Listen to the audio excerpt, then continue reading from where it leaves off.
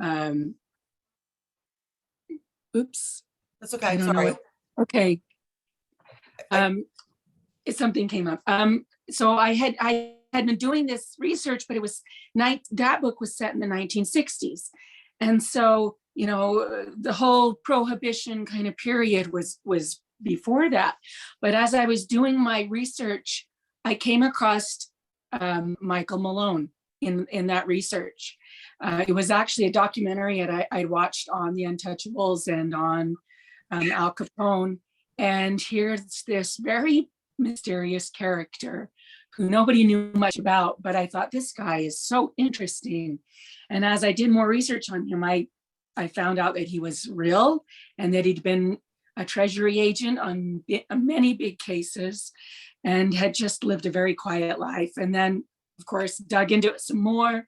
I think it was his nephew who tried to get him a Medal of Honor from President Obama. He'd actually put his name into the mix to get him recognized. And I don't remember what the Medal of Honor is. It has something to do with, you know, heroes that have quietly gone about their business but made a big difference. And so I just was fascinated by him, and yet I already had in my mind Danny's character. And so I had this Michael Malone character that I just was intrigued by, but then I also had Danny's character in my head, a girl that had the ability to, through touch, know things that, you know, she shouldn't necessarily know. And it was actually a marriage of these two characters. And then as I continued to research and find out that Eliot Ness went to Cleveland afterward, well, what happened in Cleveland? Well, there was this serial killer, and we didn't even call them serial killers then. But it was just like the pieces kind of, once you start pulling on those threads, you know, there's just so much story out there. And I find that to be the most delightful thing about research, is that it always gives you what you want if you're just patient enough. So that's how that book was born. Well, and I found it interesting too, that one of my questions had to do with also with, you know, Danny's gift and where you came up with that, and how you inserted that into, you know, that real life story, because we know that Danny obviously is a fictional character. And I think you kind of answered that, you know, that you had that in your mind anyway for another book, or just in general, you thought would be kind of a neat twist, or no? Just in general, I'm fascinated with I love churches. And it doesn't matter what kind of church or where, but there's an energy in old buildings where things have happened, where, you know, they're kind of churches, especially throughout the ages, have been a place where people gather, where there's death, where there's new life, you know. And so there's a sense in places when you touch the walls or whatever, where you kind of feel history. And I thought, well, that's, you know, I think everybody can kind of understand that idea of touching the walls and feeling history. But I thought, what if it was something else that this person could do? What if it was, you know, what if it was antiques? You know, I've always wanted to do that. Where has this thing been? And then as I continue to kind of work through the story ideas, I continue to refine her ability until it just had to do with the cloth. So yeah, you know, ideas start very small, and then, like I said, you pull on them and they become a whole, you know, tapestry. Yeah, I live in a very old house, as some of the folks on the phone know, that has been around, you know, since the 1810s. And so there's definitely an energy in old places that you can tap into. And no, it's not haunted. It's just, you know, an energy, for those of you who think that I live in a haunted place. Mona's laughing. She knows what I'm talking about. Questions. Carol, I know, where's Carol? I don't see her all of a sudden. Carol's always the first one to ask a question. I'm surprised she's not just, you know, right there waiting for us. I think she's taking a break, Sharon. Oh, is she? She seems to not be in her picture. All right, so Miriam, you have a question? I know you do, dear. Miriam, by the way, Amy does book reviews, both digital and otherwise. So I'm gonna have Miriam probably start off, right, Miriam? Oh, well, thank you. I'm happy to start off. I loved your book. I wanted to tell you I love your book, and I talked with my writing person about your book, and she's like, "Oh, I need to know more about the torso motors." Not only that, but I mentioned it in something else, and they're like, "You have to read American Demon when it comes out in the fall." So I'll send Sharon that info. There's a new book coming out in the fall on the same topic, and it should be equally creepy. Okay, so here's my question. I noticed by looking at your bio and the titles of your books that you're writing in lots of genres. Do you want to tell us a little bit about why you picked this genre of kind of thriller, mystery, horror, as opposed to some of the others? Like what was it like to switch to a new genre? Could you talk about that? I think because, I mean, I do, as you said, I do write in a lot of different genres. And I have been lucky enough throughout my career to basically write what I am interested in. And I would get bored, I think, otherwise. I really love research. I really love history. But I also love that sense of magic and magical realism that comes along with so much of history and things that we don't understand. But there's a lot of just natural magic, I think, in storytelling. And so the book was actually didn't feel that different to me. I mean, I've written books set in with Norse mythology kind of driving the book, Ireland with a little bit of magical realism, so there's some time travel. And so the fact that there was this kind of element, the gritty element was new for me somewhat. I've written my own suspense books, but not based on real cases. This was the first time that there was a true crime element for me that was based on an actual case. But the whole story had really come to me before I then found a case that would work as a backdrop.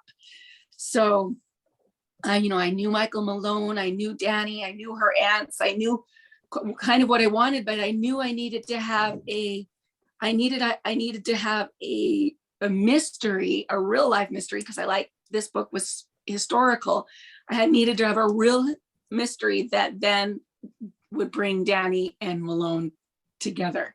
And that was when I stumbled upon the Cleveland torso killer, and of course his connection with Elliot Ness, who Malone had a connection to. So it kind of was a match made in heaven. And my publisher probably got more than they anticipated, because I had pitched the story to them without the actual case. Just the elements of the Sherlock Holmes character and the girl that can do the things that he can't, and so they were like, okay, and they let me go. And then I came to them with the Cleveland torso murderer, but they were on board. So it was kind of a funny, it's one of those things, like I said, you just start to dig and things come out that you never anticipated. On that note, just sort of follow up with that, Amy, I had a genre sort of question too. And so, I've read some of your other work, and there's this theme of romance in a bit of it, but the romance is not necessarily the story, but it's part of the story. And so do you start these books knowing that you're going, or this one in particular, that you're going to include romance in it? Is that sort of a signature that you like to have, even though it's a historical fiction, thriller, mystery, whodunit, whatever, horror kind of thing? Is that a common thing that you like to do, or that it just, or does the story just sort of take you there? How does that work for you? I have to confess that the romantic relationship is usually where I start. Okay. And then everything else kind of unfolds. Everything else kind of circles around it. I think relationships are fascinating, and so for every book that I've ever written, and a lot of people are disappointed when they think that I write romance and then they read my books. When someone says, oh, she writes romance, and then they read my books, they go, well, these aren't romance. I guess it all depends on our definitions of what romance is, but I definitely write love stories. So the love story is kind of the heartbeat of the book.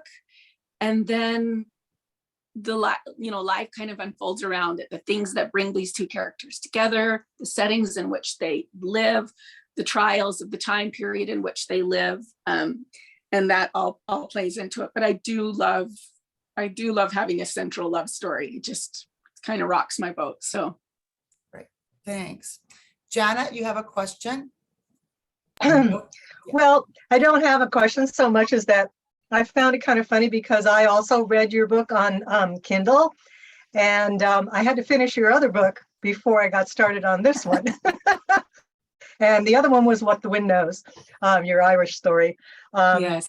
So yeah, I did get the impression that you do like to do the kind of romantic thing, but I like the juxtaposition of the romance with the sort of thriller aspect, because I don't read romance per se, you know, all those other kinds of, you know, romance only books. I just don't do those. But I love kind of thrillers. So this kind of reminded me more of like Eric Larson with a romance, Devil in the White City with but someone gets to fall in love too. Yes, so, bonus. So I like that, you know, because I like Eric Larson, but I like the female point of view of this, and I did like it a lot. I noticed that it seems like, I don't know, I guess the one question I have for you is that your stories kind of go sort of slow, and then they kind of like really speed up in the end. Yeah. To the finale. Well, you have to. Is that what happens in all your books? Yeah, you have to set the stage, and I find all of the building and the setting of the stage and the development of the relationships. I find that all very, I find it all very interesting. I find it all very delicious, and so yes, the ends tend to be where everything is brought together. All of those things that we've been building and forming and setting up, it's the finale, right? It's the fireworks show, and all of that preparation has then, contributed to that. And if you don't do that, my opinion is, if you don't do that as a writer, the finale can't nearly be as good, because you're not invested. You're not invested with these storylines and with these characters. And so, yeah, I love that. That's what I like to read. And so I tend to write the things that I love. I tend to write the weaving process is all there. Yeah, I like all the different aspects of the story. That I like that part. Thank you. Thanks, Janet. Sarah, you have a question? Yes, I do appreciate a delicious book. This was wonderful. And I want to go back to something Sharon was talking about, and that is how interested you are in Eliot Ness's work and why you brought him in so strongly. Well, he was the kind of the tie-in. When I stumbled across Michael Malone, it was because he had worked in Chicago with the Untouchables, because they were both Treasury agents. And Michael Malone had been deep cover in the Capone organization. And I thought these two had to have known each other. People, not everyone knows obvious about Eliot Ness. I mean, I think people, everyone knows Eliot Ness. No, they don't. It's been a long time and it's a different world now, but he was always an interesting character to me. And then, of course, when I started doing the research on the Untouchables and found Michael Malone, and then, of course, it goes all hand in hand. You're doing research and you're researching everything. And it was the relationship that I thought these two men must have, working in that kind of high pressure, very small circle, to bring down Capone's organization. But then the fact that Eliot Ness went to Cleveland, which most people don't know about, it kind of, his fame and his glory days kind of, as a very young man, ended with the Untouchables, with the bringing down of Capone. After that, he just really struggled. And part of the reason he really struggled were the events in Cleveland. It was a totally different type of beast that he was required to, to capture. And he was the link between he was the link between Malone and Cleveland. And then of course, Malone and the Torso murder. So I've always been fascinated with him.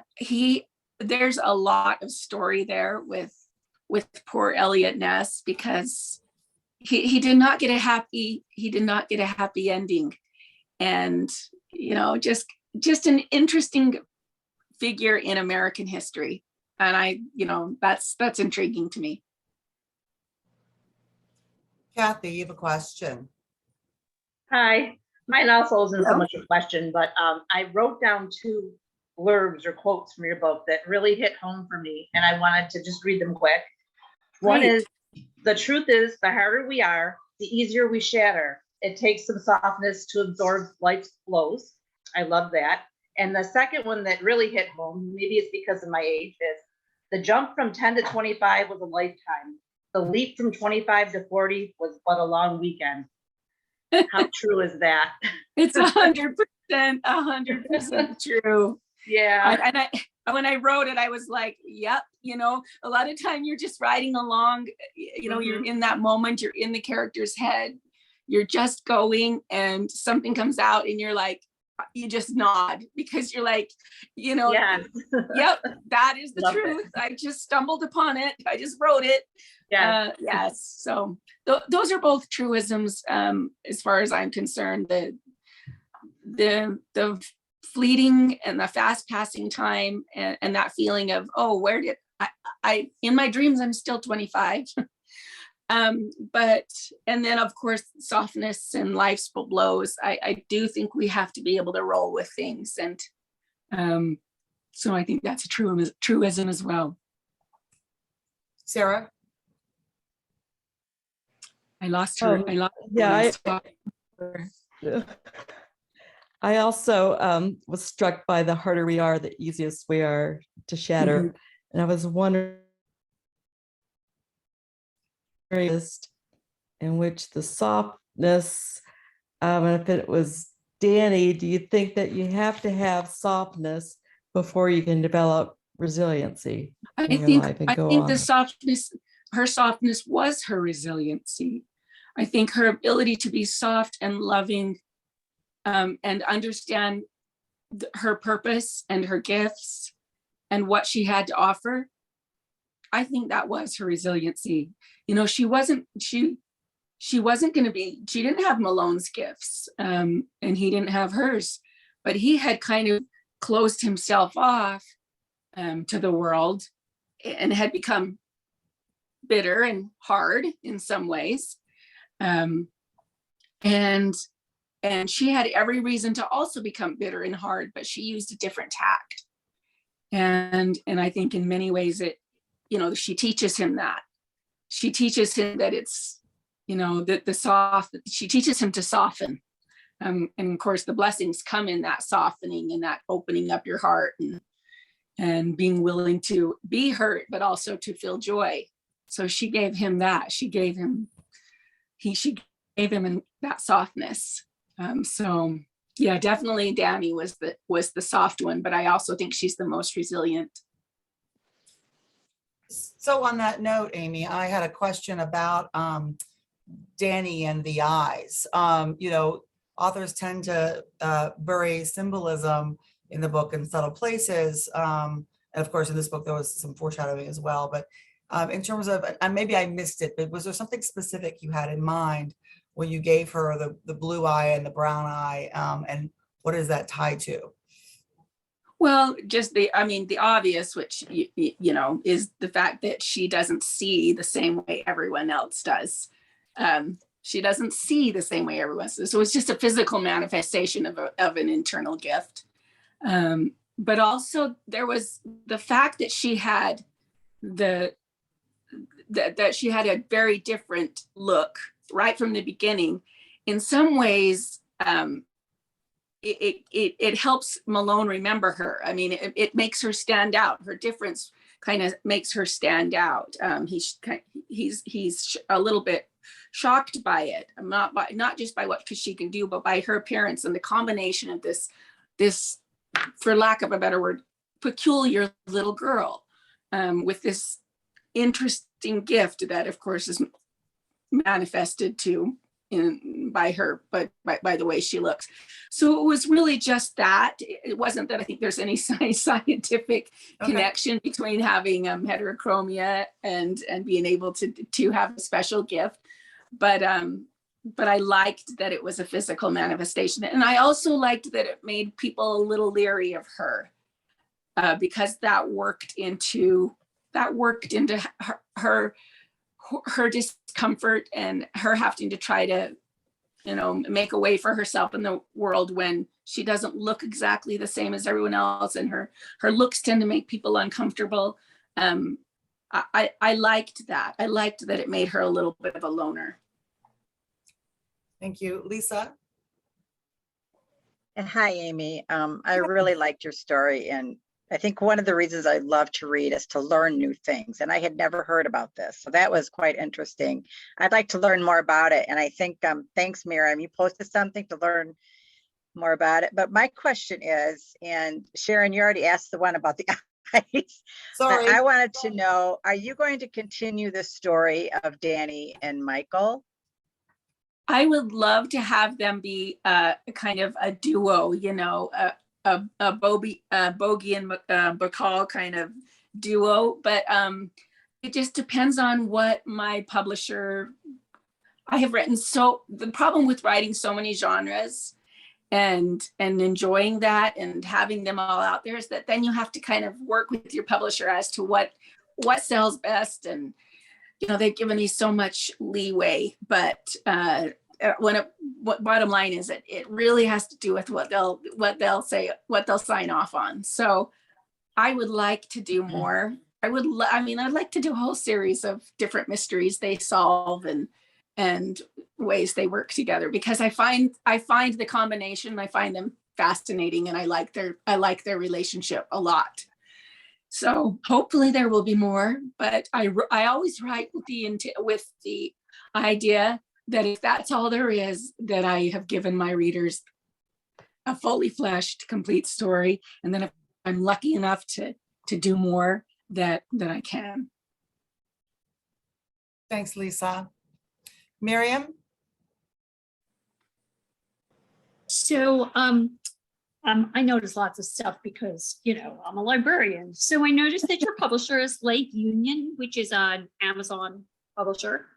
And I'm wondering, you've been talking about the publisher. Could you talk a little bit about what it's like to work with either Amazon or as an independent, working with kind of self-publishing? Just talk a little bit about how that works for you as an author. I don't self-publish anymore. Okay. I self-published. That's how I got my start. I wrote my first 10 novels. I hit the New York Times list without a publisher. So I did well as an independent author, and I liked the fact that there weren't gatekeepers. There's an importance with gatekeepers. There's a reason why we do have gatekeepers, but and so that there's pros and cons to both sides of the coin with publishing and independent versus traditional. But I just kind of went for it and wrote the kind of books I liked and built a following. And then it wasn't until I wrote a novel called From Sand and Ash that was set in Italy during World War II that I thought, this is a departure for me, like a real departure with the historical. I had not written historical up to that point, and I really felt like I needed to have a publishing house on board. I didn't know if my independent audience would be interested.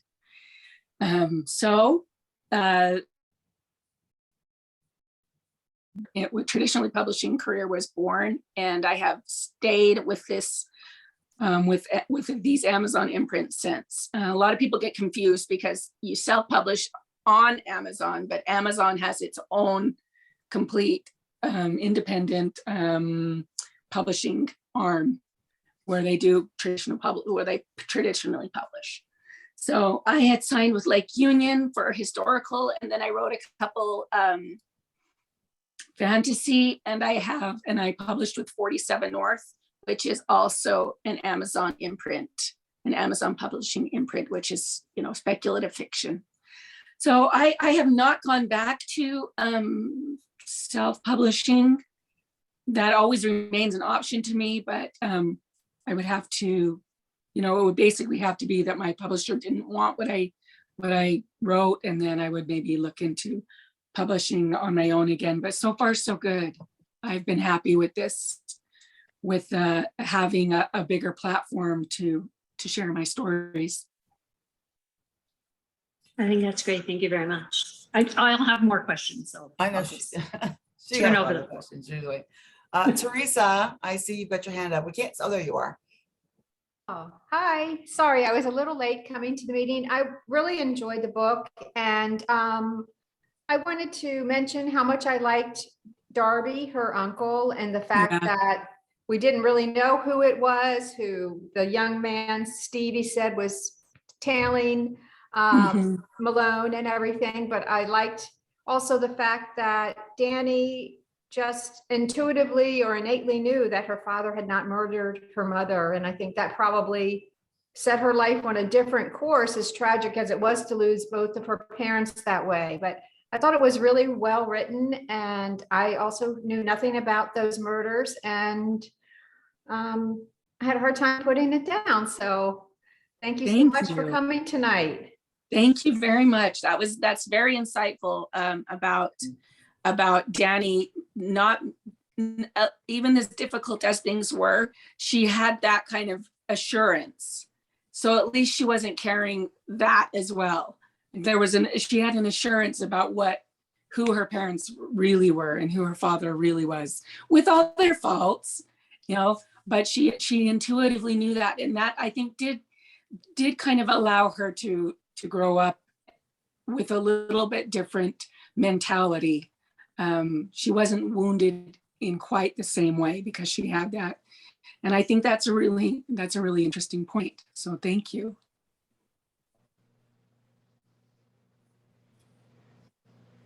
So thanks, Teresa. So one of the questions that I had talked about in our, sort of book club questions that we put out in our kits this month had to do with the nameless, the homeless that Mhm.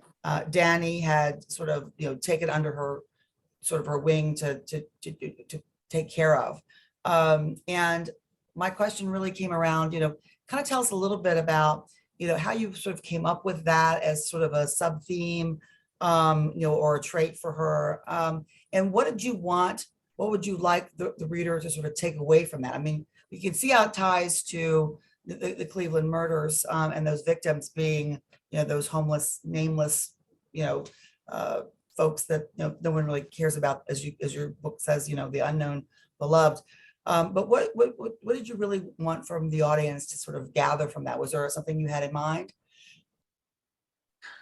I mean, I like all of the elements connecting. Part of that, why that made so much sense was, Malone is here, this detective, this investigator, and of course, Elliot Ness. They had all of the traditional tools. They had all the experience. They had all, anybody could solve it. It was Elliot Ness. It was Michael Malone. I mean, they had it all as far as top of the line, whatever the top of the line was at the time. But they really had the experience. And here's Danny, just this young woman without any of the traditional talents of solving murders, but yet she has something that maybe Malone has lost.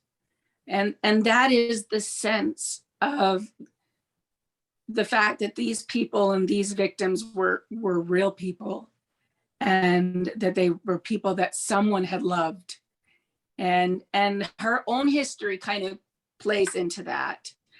The idea that her dad had been misunderstood, and of course that she couldn't even mention her dad's name around her aunts because of what they believed he had done. And so the tie-ins between her wanting desperately to have justice for these people that were nameless and, you know, and nobodies, that she had an understanding of that, and wanted to give them names, wanted to give them at least names, at least be able to talk about them or give them something, some kind of obituary, and that her talent played into that. Whereas, and she really was the only one that could give them names. That was the interesting part about, you know, about Elliot Ness and Malone, you know, trying to do all of the traditional things that you do in a murder mystery, and connect the dots and connect the people together. And once you figured out who the victims were, then it was much easier to then figure out who the killer was. But nobody could figure out who the victims were and connect them to each other. And they were just really, it was everything I read on that case. The investigators, they just had no idea, you know. So her ability to kind of see things differently and to see the people as people and to touch the cloth, the one method that was of no use to them whatsoever. She had a special skill, made her valuable, of course, to Michael Malone and to the solving of the case. And it brought them together. So you have to have those things that bring your characters, you know, in contact with each other and make them rely on each other and teach them about each other, open their eyes. So I loved that quality. I loved that idea. And I felt very sad when I read through a lot of this history to realize that they're still unknown, and they'll probably always be unknown. And how sad that is, and how sad that is as it continues, you know, that people die unknown and nameless. That really affected me. So, do we have other questions for you guys before I continue to monopolize the conversation? No. Okay, well, I have another question. It has to do, and something I really appreciate, and it's really difficult to do, you know, because I write myself, and you know, I think most of the gals on the phone have read my first book, and the second book is coming relatively soon, next year anyway. And it's so what I find is the ability, and you did this beautifully, by the way, the ability to take a real life story and then weave the fiction through it, and still have or maintain, you know, the trueness and the spirit of what actually happened. So, and I wanted to sort of point the attention to the death of the doctor and the fire, in terms of there's a good component of that was real, as I recall, and then how you weave that into your story with the apartment. And you know, I'm still mad that Malone missed the guy that was in there that passed out on the couch was actually the killer. He should have known that, but we'll let him off the hook for that for a moment. But describe sort of your process for that. Huh? I think he did know that, but he has Danny with him and the guy is unconscious. Got so, you know, it's one of those things. What is he supposed to do? Yeah. And when they went back, you know, he's gone. And he's gone. But that is the person on the couch. All of that was really what broke the case open, because it was after that, you know, he tells Ness, look, are you telling me everything? What's going on here? And Elliot Ness, you know, kind of comes clean. And it's not too long after that where Elliot says, yeah, I think maybe that guy was, you know, this is who Dr. Frank is, and this is what we've been dealing with. And, you know, so that really did kind of break it open. And of course, the story about his name escapes me now, but the homeless guy that kind of stumbles into this apartment and is fed a meal and is drugged. That was all 100% true. And wow. When Emil Fronek, that was all true. And so all of those really interesting truths, yeah, it's so fun to then work the truth into whatever narrative, into the narrative that you're trying to piece it together. And yeah, that was it's a lot of fun to do that weaving, to make to work the truth and the fiction kind of go together. And you think, well, maybe it did happen this way. Of course, at the end, there was the fire down in the wash, in the run. And it didn't make much sense to me as I read there. I was like, why did they set everything on fire down there? Yes, what Elliot said to the newspaper said people should not live this way. At some point, we have to say no, we're not going to have these, because we're putting people in danger. We call it compassion, but what we're really doing is creating this huge, problem down there in the run. And so then, and he got a lot of criticism for that. But I was like, wonder why it was on fire. What, that doesn't make sense. That they did get everybody out, and they took everybody out and then set it ablaze. And I thought, well, maybe they just set it ablaze so that people couldn't then just come right back to it, but the fire gave me the idea of maybe that they hadn't set it at all, but maybe they were really close on the killer's heels, and it was maybe him. Maybe he had been the one that had set it on fire. But again, you don't know. So you just, you take the history and your ideas and you just kind of mash it up and have fun with it. Well, what helps you confirm that, right, is the killing stopped after the fires, as I recall, right? The killing stopped after the fires. I really do think that they caught him. I think they knew it was him. I think they caught him. I think they had gone to his family and they had to deal with the circumstances as they were, but he didn't die in the fire. So that was the only thing that I was like, nope, I know that this is not actually how it happened, but I am going to take this guy out. So correct. I did. Yeah, you can't let your bad guy get away, or your readers will get pretty angry with you. I'm just saying how that works. So no matter what happened in real life, you can explain it in the author's notes, but at the end of the day, we want justice, right? Right, gals? We want justice. So Laura, you usually have a question for us. You've been awfully quiet tonight. She's not going to laugh at me over there. And same with Debbie, a couple of you folks. Any comments or any questions that you might have for Amy? Carol's been extremely quiet tonight.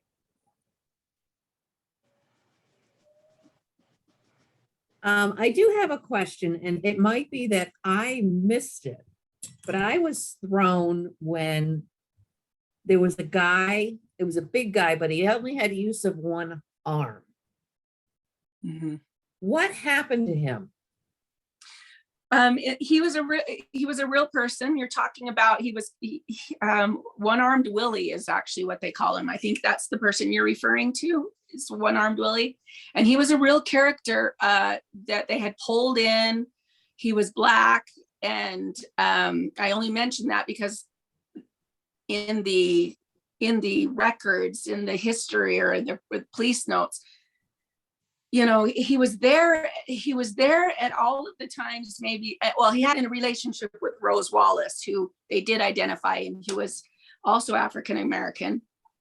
And so he had kind of a friendship, if it can be called that. They kind of worked in the same circles as Flo Polillo. And so he kind of had opportunity, but the fact that, and unfortunately at the time, it isn't that convenient if you can just pin it on some guy that's not, that people don't care about. But he only had one arm, and the fact that he only had one arm, and these murders were so physical, they just said, there's just no way this guy can pull this off with one arm. And so in the records, he was there, and they'd kind of pulled him in for questioning, but they just couldn't get around the fact that he had one limb, and that was a really good alibi. But he did have a relationship with Rose, and I kind of brought him in. He wasn't a very nice character. I mean, real life, he had a rap sheet a mile long, and was kind of abusive, and was a pimp, I believe, also. I mean, he was like I said, quite a character, but he didn't do that. He wasn't the killer. So yeah, he was kind of an interesting fellow to bring in because he was someone that they looked at, and he did have a relationship with two of the women that they were actually able to identify, which put him high up on that list because they didn't identify so many of the others. And Miriam, you have a question? Thank you for that one, Amy. Miriam? Where'd she go? So I had a comment and a question. So the comment is that taking care of the dead, washing them, clothing them, that is like, especially in Jewish cultures, that is the ultimate gift that you give to someone, because of course they can't reciprocate at all. So I found those pieces very moving, in that this woman, this was something that she felt she really had to do. So I found that a touching part of the case of the book. So I was going to ask you if you've been to East 55th in Cleveland, because it is a interesting area even today. And if your answer is no, then I'll just say it's an interesting and rather rough. In a rough way. Yes. I've been to Cleveland, and but I don't think I've actually gotten out of the car. I didn't actually get out of the car in the East 55th area. I actually, when I went to Cleveland, I loved it. It was weird because it surprised me. And so you kind of get that idea throughout all the book, you know, Malone has a bit of a chip on his shoulder where Cleveland is concerned. And then, you know, by the end, he loves Cleveland, but he loves Cleveland because he loves Danny. You know, that you can see, it kind of shows the shift in his whole life, that he's a whole different person. But there, you know, and I have a very good friend whose name is John Bartunek. He's a priest, and his family is from that area. Bartunek, the last name is, you know, that's Czechoslovakian too. And so I was interested in the area because every area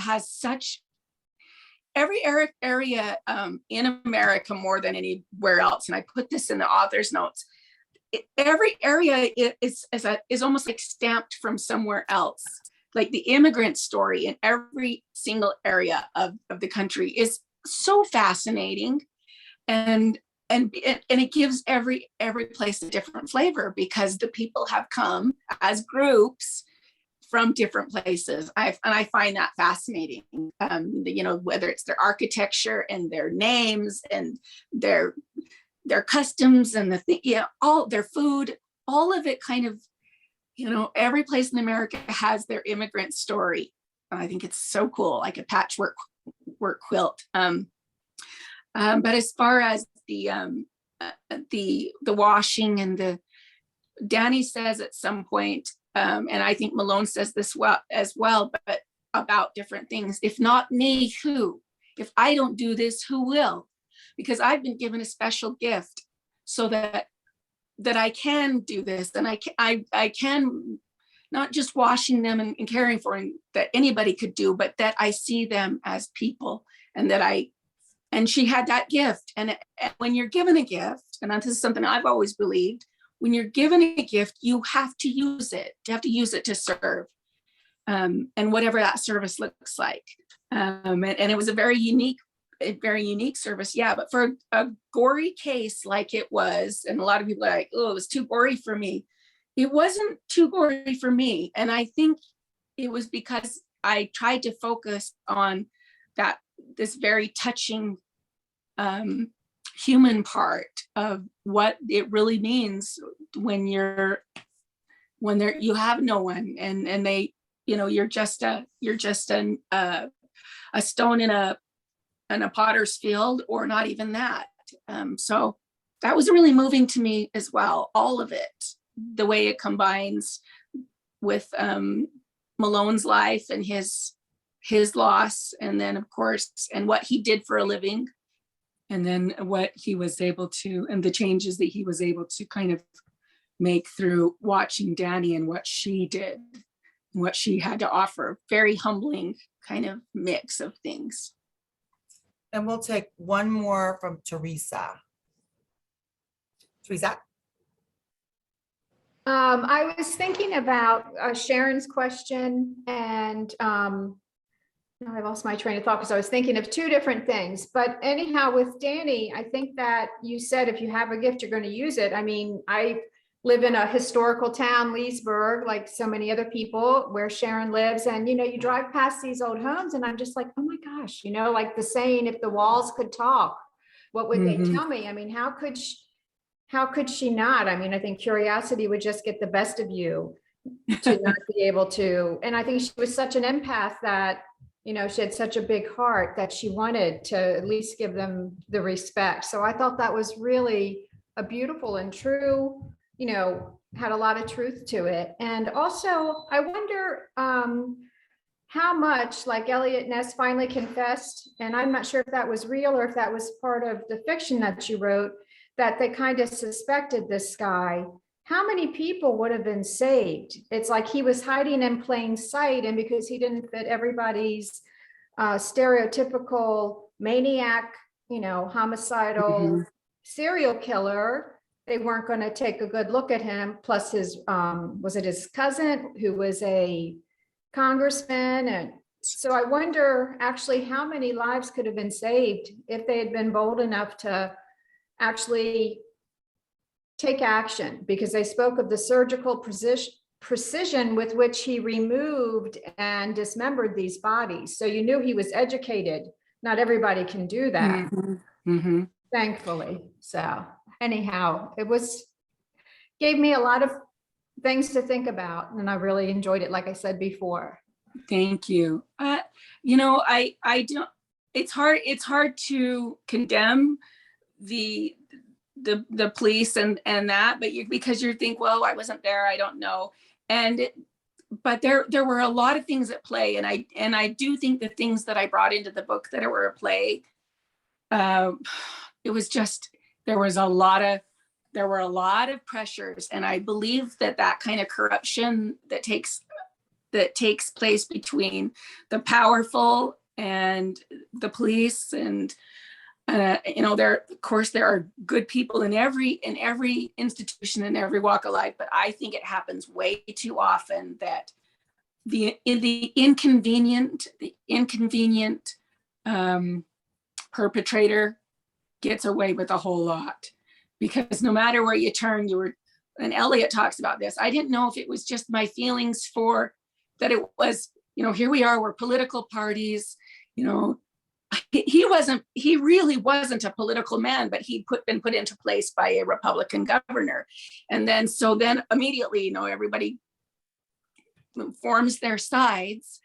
And it was just one of those things where you think, I'm damned if I do, I'm damned if I don't. If I say, oh, it's this guy, they'll accuse me of playing politics, you know, the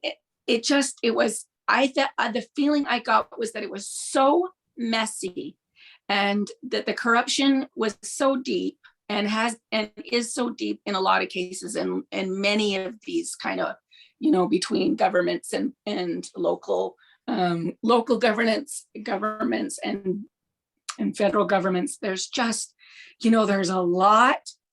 When the Treasury, I forget his name right off the top of my head, but when Irie, when the boss man kind of comes in and just shuts it down because it was inconvenient. We'll take care of him. We'll just we'll put him in we don't know. It was just, I think that happens way too much, that there are convenient perpetrators and then there are really inconvenient perpetrators. And a lot of times the inconvenient perpetrators, you know, get away with murder. So it's hard not to be discouraged when you start digging into history and seeing all of this stuff. So many times I've been so discouraged by the things that I find out. I just think, oh, you know, do the good guys, where are the good guys? I think that's what I ask. Where are the good guys? But who could have been saved? I don't, you know, I don't know. I felt like Elliot Ness, probably more than anyone else, was trying to was trying to walk those very, very difficult lines and bring this guy to justice, but it was not an easy situation. So yeah, who knows? Well, I want to just thank you, Amy, for first off writing this book. I think it's an excellent read, and for joining us today. It's interesting. I kind of stumbled on to this one without really. I mean, we're always looking for the next book in the book club to read, and my agent's been really giving me a tough time because the third book I'm working on now is a cross between historical fiction, mystery, suspense. Same kind of thing, right? You've got a killer who is part of the high class aristocracy, if you will, of a city like Baltimore in the 1870s, which is fairly corrupt in general. Still is, but I live in Baltimore. We all know how the politics go. But anyway, just watch that whole show about Baltimore corruption. Baltimore Baltimore the police whole Idris corruption. Elba. Oh, come on. Yes. Oh my God. Bad. I can watch Idris Elba all day. I don't care what he's in. Just saying. Yeah. But anyway, she said to me, find some books that cross genre, authors that do the cross genre thing, because agents like to, as Amy just pointed out, I think you guys heard her say this, which is if you write in different genres, your agent and or your publisher gets annoyed because they want you to develop a base of readers that expect certain things from you. And so, I'm doing some things a little differently myself. And so I was looking around in your book when I saw it was historical fiction / mystery / suspense / romance. I said, this is it. let's read this one. And I was, really blown away because it, like you said, I think it was Teresa or someone said, maybe it was Mona, that she couldn't put it down. And I had a hard time putting it down because, you want to know the next thing. You keep the stakes escalating, and each time you escalate the stakes, we get more and more invested into the characters. So you want to see how it goes to the end. And I just think it's tough to do. And when it's done well, it's a great book. And I think you've done that. Like I said, we were all I was extremely happy with it. In terms of it ended right. The bad guy got locked up or murdered or whatever happened. He went quietly into the night, even though in real life, we often find that where are the good guys, and the bad guys seem to win. So thank you. Thank you very much. Thank you so much. It was a pleasure. Thank you for giving me a chance. And we'll be in touch. I can't wait for the next one. So me either. Is it coming soon? Do you have one coming soon? I have a historical set in the American Revolution. Talk about jumping around, but I do. It's set in the American Revolution, and it will be out in April of 23. So about 8 months. We'll watch it's done. Okay, perfect. Right. Thank you so much. Thanks, everyone. All right. Okay, bye-bye. Bye. And I know you all are probably interested in what the